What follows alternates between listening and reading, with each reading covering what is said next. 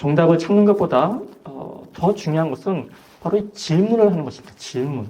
그래서 사실 기도는 하나님께 질문하는 시간입니다. 이러한 질문을 가지고 답을 기다리는 그 시간이 바로 기도하는 시간이라는 말씀입니다. 이거를 다른 말로 묵상이라고도 합니다. 이렇게 우리가 성경에 대한 말씀에 대한 질문을 가지고 묵상을 하는 것을 우리의 삶 가운데 반복을 하다 보면 그러한 질문들이 차츰차츰 줄어드는 것을 발견하게 됩니다. 그러다가 언젠가는 그 질문이 나의 삶 가운데 멈춰지는, 사라지는 날이 오는데 이때가 바로 우리가, 육신을 가진 우리가 이 땅 가운데서 경험하는 구원이라는 말씀입니다. 질문이 사라지는 것이 구원입니다. 우리가 가지고 있는 궁극적인 질문이 해결되는 것이 바로 우리가 이 땅 가운데서 경험할 수 있는 구원의 일면이라는 말씀입니다. 어제 저녁에 이어서 다시 섰습니다. 호텔로 돌아가서 이제 자기 전에 제 유튜브 채널이 있거든요. 제 말씀을 전하는 채널. 거기 보게 되면은 그 커뮤니티란이 있습니다. 거기는 정말 저의 그 찐팬이라고 그러면 안 되고, 그러니까 성도 개념입니다. 온라인 목회의 성도 개념인 거예요. 제가 어떻게 그런 글을 올렸어요.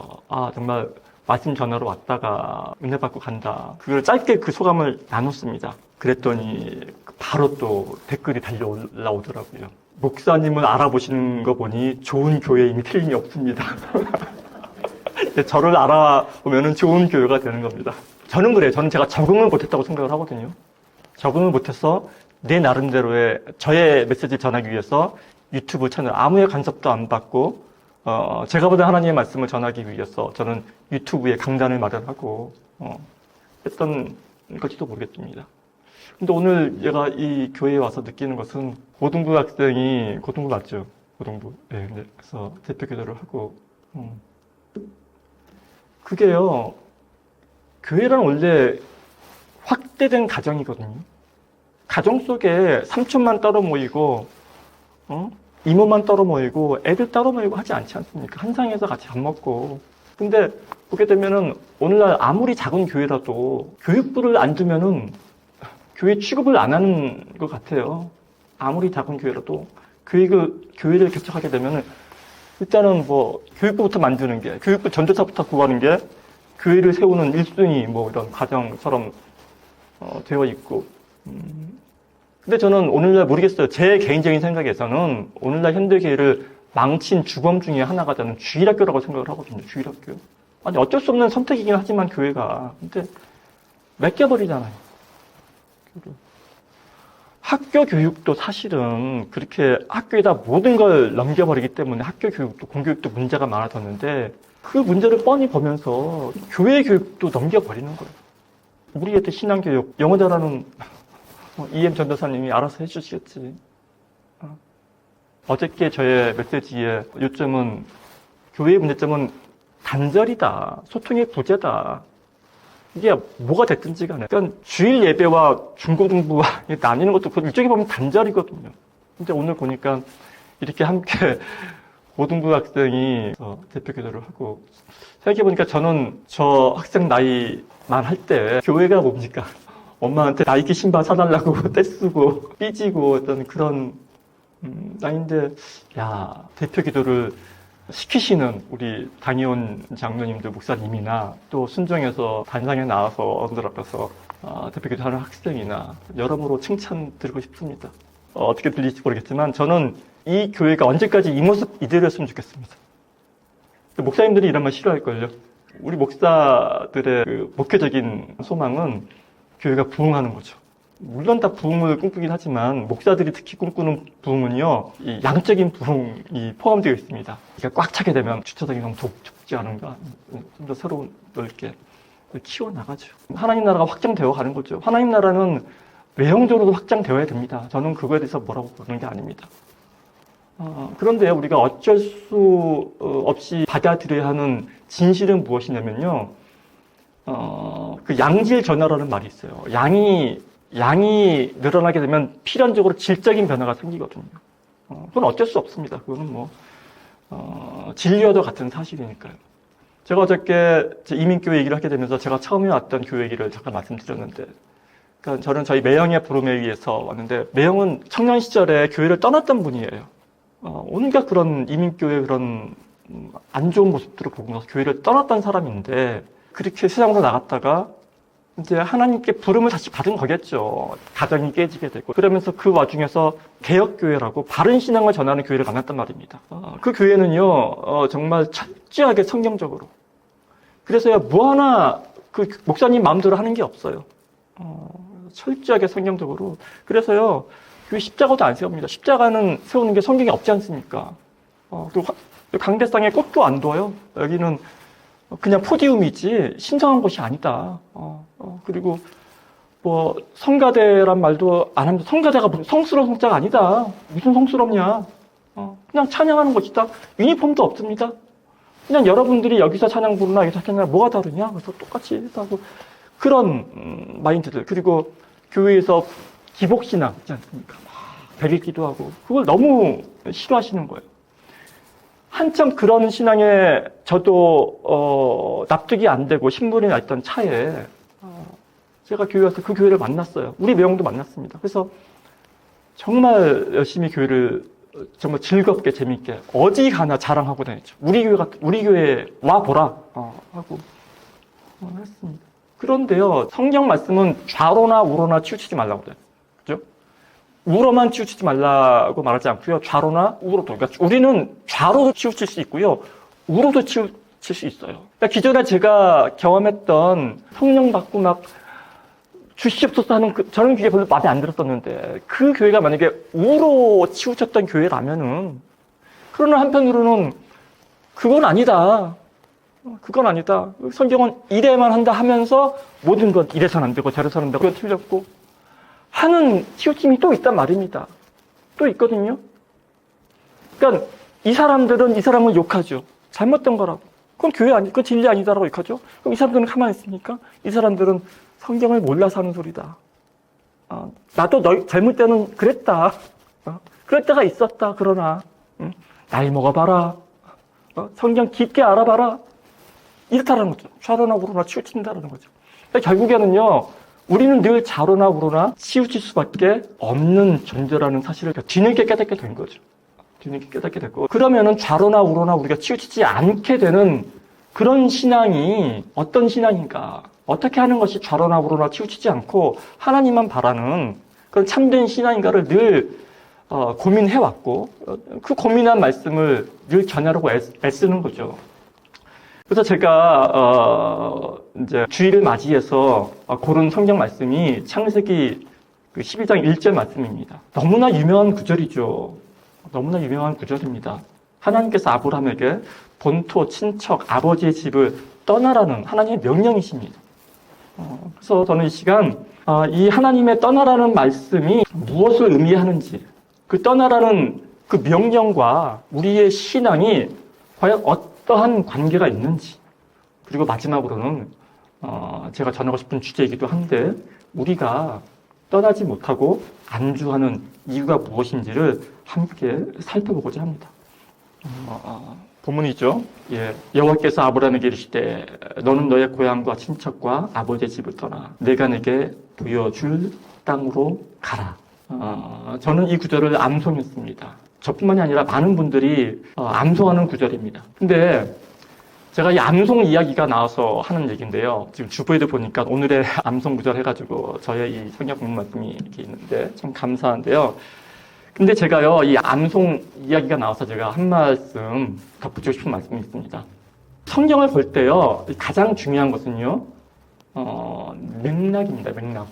컨텍스트라고 하죠. 성경 구절 암송이, 의미가 있으려면, 우리에게 의미가 있으려면요, 그 말씀이 성경에 어떤 맥락에서 나온 말씀인지를, 성경에 어떤 맥락에서 나온 구절인지를 정확히 이해한 다음에 암송을 하는 것이, 그런 암송이 의미가 있습니다. 그래서 우리가 암송을 할 때 전후에 앞뒤에 그 맥락이 머릿속에 떠올라서 이 구절이 전하고자 하는 메시지가 우리에게 정확히 전달되어질 때 그때 비로소 우리가 암송하는 의미가 있다라는 말씀입니다. 그렇지 않고요. 그냥 주문 외우듯이 주문 외우듯이 툭 치면 툭 나오는 그렇게 주문 외우듯이 암송하는 것은요, 사실 우리의 신앙 성장에 그리 큰 도움이 되지 못합니다. 그래서 평소에 우리가 성경을 읽을 때는요, 조금 긴 호흡을 가지고서 넓은 시각에서 그 맥락을 놓치지 않고 읽는 그런 버릇을, 그런 습관을 가지는 게 무엇보다도 중요합니다. 사실 이 부분이 어렵죠. 사실 이 부분이 어렵습니다. 그런데 제가 오늘 여러분들에게 이 성경을 읽을 때 맥락을 파악하는 가장 쉽고도 간단한 방법 하나를 제가 알려드리겠습니다. 이게 뭐냐면요, 어떤 구절이 무슨 말씀을 전하고 싶어 하시는가 궁금할 때는 그 구절의 앞뒤 문단을 함께 읽는 것입니다. 근데 앞뒤 문단을 읽어도 잘 파악이 안 된다. 그러면 어떻게 해요? 더 넓게 앞뒤 챕터, 앞뒤 장을 함께 살펴보는 게 굉장히 중요하다는 말씀입니다. 쉽죠? 굉장히 쉬운데 실천은 잘 안 하시더라고요. 그러면 지금 제가 창세기 12장 1절을 지금 본문으로 가지고 왔는데 이 구절이 어떠한 말씀인지를, 어떤 메시지를 전하기 위한 말씀인지를 정확히 알기 위해서는 그 앞뒤를 살펴봐야 되겠죠?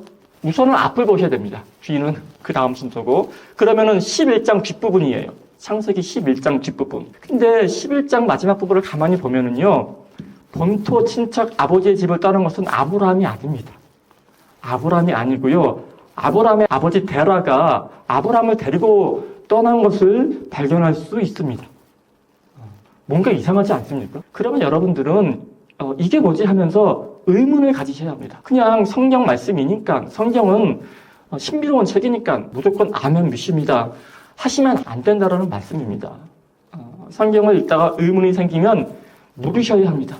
물으셔야 하고, 주변에 누구한테 물어볼 사람이 없으면 최소한 자기 스스로에게라도 질문을 던지셔야 한다는 말씀입니다.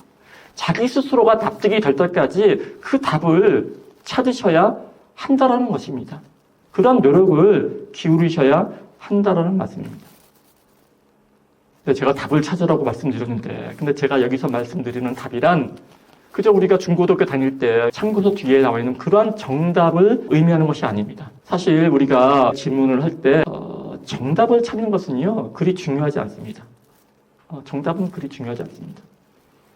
정답을 찾는 것보다 더 중요한 것은 바로 이 질문을 하는 것입니다. 질문. 그래서 사실 기도는 하나님께 질문하는 시간입니다. 이러한 질문을 가지고 답을 기다리는 그 시간이 바로 기도하는 시간이라는 말씀입니다. 이거를 다른 말로 묵상이라고도 합니다. 이렇게 우리가 성경에 대한, 말씀에 대한 질문을 가지고 묵상을 하는 것을 우리의 삶 가운데 반복을 하다 보면 그러한 질문들이 차츰차츰 줄어드는 것을 발견하게 됩니다. 그러다가 언젠가는 그 질문이 나의 삶 가운데 멈춰지는, 사라지는 날이 오는데, 이때가 바로 우리가, 육신을 가진 우리가 이 땅 가운데서 경험하는 구원이라는 말씀입니다. 질문이 사라지는 것이 구원입니다. 우리가 가지고 있는 궁극적인 질문이 해결되는 것이 바로 우리가 이 땅 가운데서 경험할 수 있는 구원의 일면이라는 말씀입니다. 다시 본문으로 돌아와서 지금 12장 1절은 하나님께서 아브라함에게 본토 친척 아버지의 집을 떠나라고 명령하시는 말씀이죠. 먼저 이 떠나라는 말씀은요, 지금 있는 곳에 안주하지 말라라는 그런 뜻이죠. 바꿔 말씀드리자면은 변화를 두려워하지 말라라는 소리입니다. 여기 나와 있는 이 본토라는 말은요, 이 히브리어로는 이 에르츠라는 말입니다. 에르츠라는 이 단어는 1차적으로는 자신이 태어난 땅, 고향 땅을 말합니다. 이 고대 시대에 함보라비 구절을 보게 되면은 자신이 태어난 도시나 국가를 떠난 사람은 그 어떤 법적인 보호를 받지 못한다고 되어 있습니다. 누가 죽여도 어쩔 수가 없습니다. 만일 이 고대 사회에 어떤 사람이 살인죄를 저질렀다면은 그 사람을 달리 처벌할 필요 없이 단지 그 사람을 성 밖으로 쫓아내면 됩니다. 그것이 곧 죽음을 의미하기 때문입니다. 그 살해당한 피해자의 가족이 개인적으로 보복 살인을 한다 해도 국가는 아무런 관여를 하지 않습니다. 우리는 그것을 피의 보수자, 피의 보수라고 이야기를 합니다. 유대인들이 도피성, 이 도피성을 따로 만든 이유이기도 합니다. 그런데 지금 본문에서 하나님께서는 이 아브람에게 자신이 태어난 본토, 자신이 태어난 이 고향 땅을 떠나라고 명령하시고 계시는 것입니다. 또한 이 에레츠라는 말은 이 땅이라는 뜻 외에도 아래라는 뜻도 가지고 있습니다. 우리가 창세기 1장 1절 그 유명한 태초에 하나님이 천지를 창조하시니라. 베레시트 바라 엘로힘 하샤마임 하에레츠. 그러니까 베레시트가 태초라는 뜻이지 않습니까? 창세기의 제목이 베레시트입니다. 태초에 베레시트. 바라라는 말은 창조하다라는 뜻이고 베레시트 바라 엘로힘이 하나님이니까 하나님이 태초에 창조하셨다라는 거죠. 근데 무엇을 창조하셨냐면은 하샤마임과 하에레츠. 그러니까 에레츠를 창조하셨다는 겁니다. 천지할 때의 그 지에 해당하는 게 에레츠죠. 그래서 이 창세기 1장의 이 에레츠는 단순히 우리가 발을 딛고 있는 이 흙으로 된 땅을 의미한다라기보다는 이 하늘 아래에 있는 모든 것, 하늘 아래에 있는 모든 것을 의미한다고 생각하는 것이 맞을 것입니다. 그러니까 바꿔 말씀드리자면 우리의 삶의 터전을 유지하는 모든 이 물질적인 것들, 모든 물질적인 것들을 떠나라는 그런 의미라고 해석할 수 있다라는 것입니다.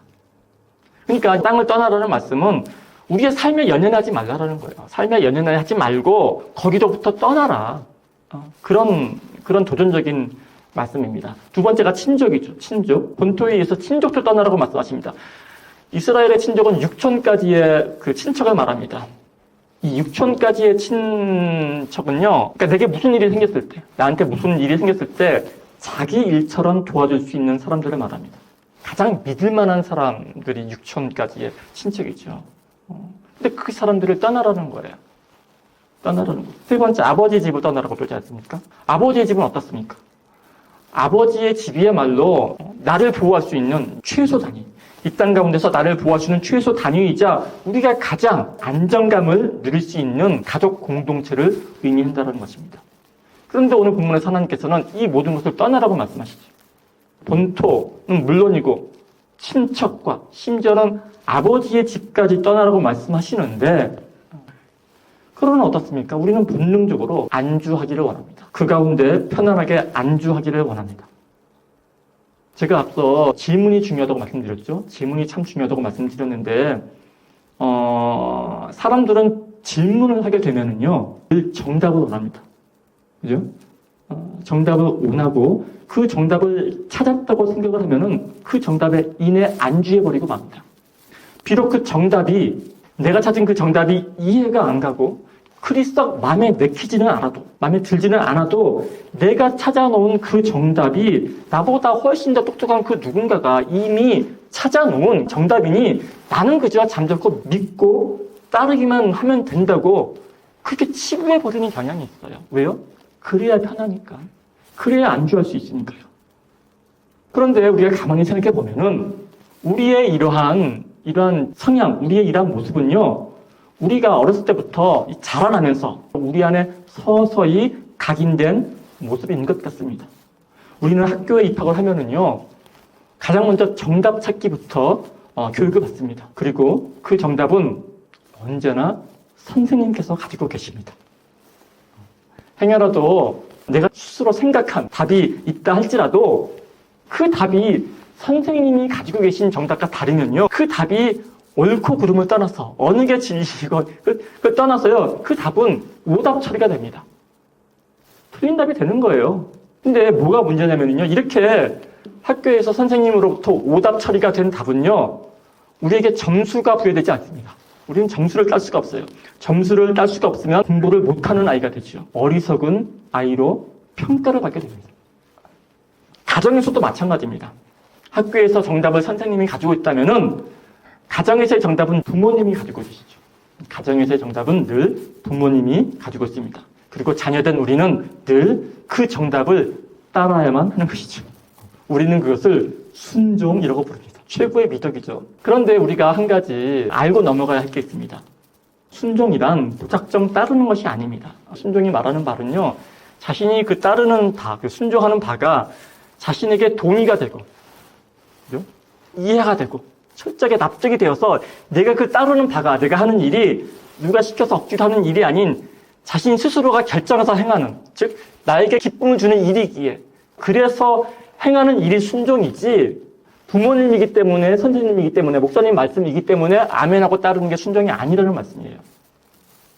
뭐가 다른가 싶기도 하겠지만, 비슷해 보이지만 다릅니다. 우리가 흔히 교회에서 아멘으로 순종하시기 바랍니다. 아멘으로 순종하시기 바랍니다. 이렇게 말씀하시는데, 이 성경에서 말하는 이 아멘이라는 말의 뜻은요, 그 자체가 내가 동의합니다라는 뜻이에요. 내가 전적으로 동의합니다. 내 생각이 바로 그 생각과 정확히 일치합니다. 라는 말이 아멘이라는 말의 뜻이지, 무조건 믿겠습니다. 무조건 따르겠습니다. 라는 뜻이 아니라는 말씀입니다. 우리 사회의 이 정답 찾기의 끝판왕은 아마도 수능 시험이 아닐까 합니다. 여기 있는 학생들은 모를 거예요. 한국의 수능 시험이 어떠한 시험인지. 근데 불행히도 이 한국 사회에서 수능 시험이란 학생을 평가하는 궁극적인 도구입니다. 그 하루 수능 시험 날을 위해서 12년 전 과정을 달려왔다 해도 과언이 아닐 것입니다. 그런데 그 수능 시험이란 정해진 시간에 누가 가장 많은 정답을 찾는가를 가려내는 게 수능 시험이죠. 답을 가장 빨리 찾은, 가장 많이 찾은 사람이 수능 시험에서 이 사회의 엘리트가 되고 이 사회의 리더가 되는 것입니다. 수능 시험에서 답을 찾는 과정은 별로 중요하지 않습니다. 평가할 방법이 없거든요. 수십만 명의 답안지를. 그래서 일단은 답이라도 옳게 찾는 인재를 뽑는 거죠. 그래서 정답만 찾으면 됩니다. 물론 우리 사회, 한국 사회의 이러한 교육 시스템이 지난날 그토록 가난했던 대한민국을 세계 그 어느 나라보다 빨리 이 선진국 대열에 합류할 수 있도록 기여했다라는 데에는 부인할 수 없습니다. 사실 이 빠른 성장, 빠른 발전을 위해서는 이 과정을 고민하는 데 시간을 낭비할 필요 없이 정답을 빨리 찾아서 응용해서 써먹어야 하기 때문입니다. 그러나 일단 성장을 한 이후에는 정답만을 찾는 기술은 더 이상 힘을 발휘하지 못합니다. 우리나라 고등학생들이 수학 아카데미에서는 이 전 세계를 압도하며 이 펄펄 날아가도 정작 대학에만 가면 아무런 두각을 나타내지 못하는 이유일 것입니다. 그런데 여기서 제가 중요한 사실을 하나 알려드리겠습니다. 사실 이 세상에는 우리가 그토록 찾는 이 정답이란 존재하지 않는다는 사실입니다. 세상에는 절대적인 정답이 존재하지 않습니다. 우리가 그토록 찾는 정답이란요, 오로지 중고등학교 다닐 때 교과서에만 있습니다. 교과서에만 존재하는 것이 정답입니다. 학교 교육을 받고 사회에 첫발을 내딛는 사회 초년생들이 가장 먼저 부딪히는 당혹함, 그들을 가장 당혹하게 만드는 것은 세상이, 이 현장이 교과서에 나온 대로 움직이지 않는다는 데 있습니다. 학교에서 배운 건 이게 아닌데요. 잊어버려! 굳이 사회에 나갈 필요도 없이 대학에만 가더라도 우리가 그토록 정답이라고 배웠던 1 더하기 1은 2. 1 더하기 1은 2가요. 물리학과에 가면 정답이 아닐 수가 있습니다. 수학과에 가더라도요. 1 더하기 2가 2라는 정답은 그리 중요하지 않습니다. 거기서 중요한 것은요. 1 더하기 1이 왜 2인지를 증명해내라. 그게 중요한 것이지 답은 중요하지가 않습니다. 제가 지금 창세기 12장 1절 말씀을 늘어놓고 지금 몇 가지 얘기가 나왔는데요. 이 아브라함 시대, 저 시대의 정답은 무엇이냐면요. 저 아브라함 시대의 정답은 본토, 친척, 아버지의 집을 떠나면 안 된다. 큰일 난다. 떠나지 마라가 정답입니다. 저 시대의 정답은 떠나지 말라가 정답이에요. 그러나 하나님께서는 니들이 생각하는 그 정답에 안주하지 말고 떠나라고 말씀하시죠. 말씀하시는 게 아니라 명령하십니다. 떠나라 말씀하시죠. 이렇게 하나님께서는 성경을 통해서 우리에게 떠나라고, 안주하지 말고 떠나라고, 본토 친척 아버지 집을 떠나라고 말씀하시는데, 그러나 정작 우리는 떠나지 못하는 세상에 이미 길들여져 있습니다. 오로지 정답 찾기에만 관심이 있는 것입니다.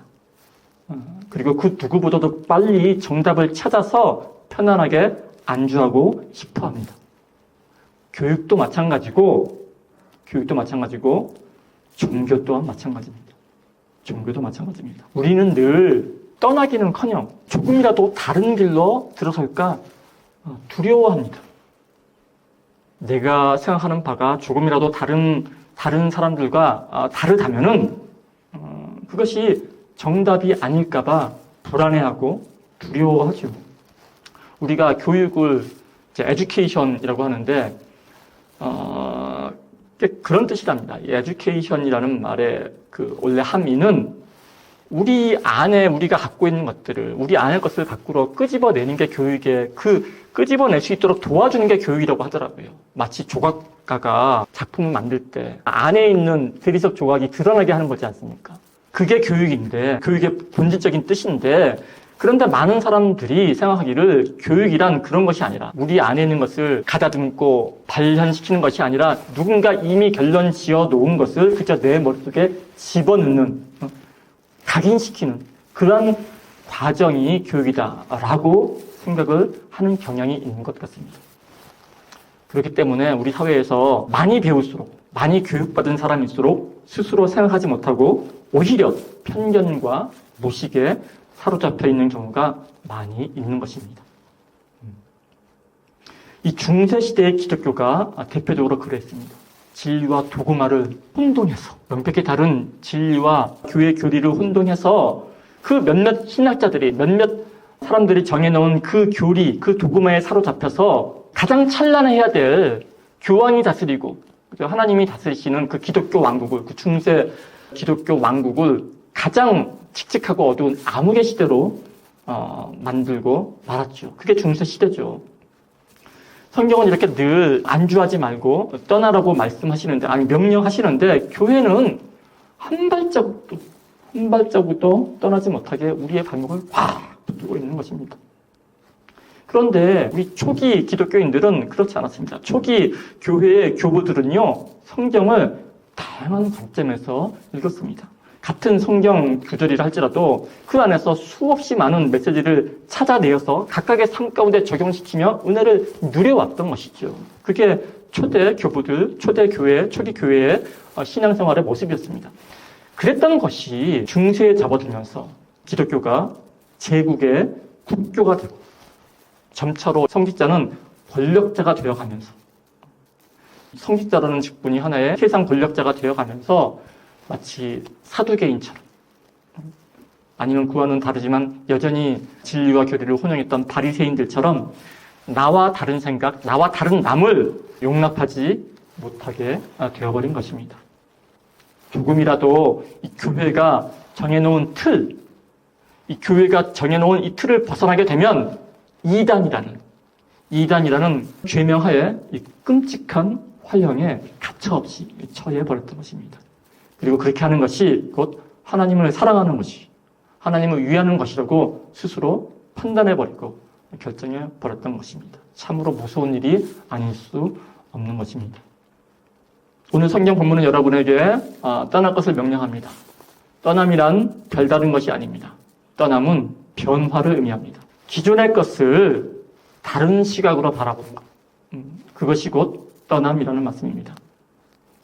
늘 일상하던 똑같은 일이라도 그것을 새로운 시각, 새로운 마음가짐으로 하는 것도 곧 떠남이라고 할 수 있을 것입니다. 지루하고 반복적인 일상의 일들에 대해서 새로운 의미를 부여하고 색다르게 바라보는 것이 곧 떠남이라는 말씀입니다. 떠날 곳이 없으십니까? 변화를 줄 만한 것이 없으십니까? 그러면요, 하다못해 운동이라도 하시기 바랍니다. 기존의 이 나약한 몸을 떠나서 새롭게 변화된 나를 향해서 떠나시기 바랍니다. 그것도 힘드시다면 집에 들어가셔서 방 정리라도 하시기 바랍니다. 방 청소라도 하시기 바랍니다. 정리가 안 되고 지저분한 방을 떠나서 상쾌하고 깔끔한 이 정리된 방으로 떠나시기 바랍니다. 그것도 힘드십니까? 그러면 마음속으로 묵상이라도 하시기 바랍니다. 걱정과 고민이 가득한 그러한 마음을 떠나서 이 구원에 대한 확신과 이 하나님에 대한 믿음으로 가득 찬, 기쁨으로 가득한 나의 마음으로의 여행을 떠나시기 바랍니다. 이것은 누워서도 할 수 있는 떠남입니다. 어쨌든 남들이 정해놓은, 남들이 미리 찾아놓은 그런 정답만을 찾아서 안주하지 마시고 끊임없이 질문을 하고 끊임없이 질문을 해서 그 가운데 본인이 스스로 납득할 수 있는 그런 답을 찾아서 떠나는 그런 여행을 나서기 바랍니다. 그렇게 해서 자신의 마음속에 더 이상 질문이 생기지 않는 모든 것이 납득되어지고 받아들여지는 그러한 상태가 되기 위해서 늘 노력하시기 바랍니다. 우리의 마음 가운데 질문이 사라지는 것이 우리가 이 땅 가운데 누리는 구원인 것입니다.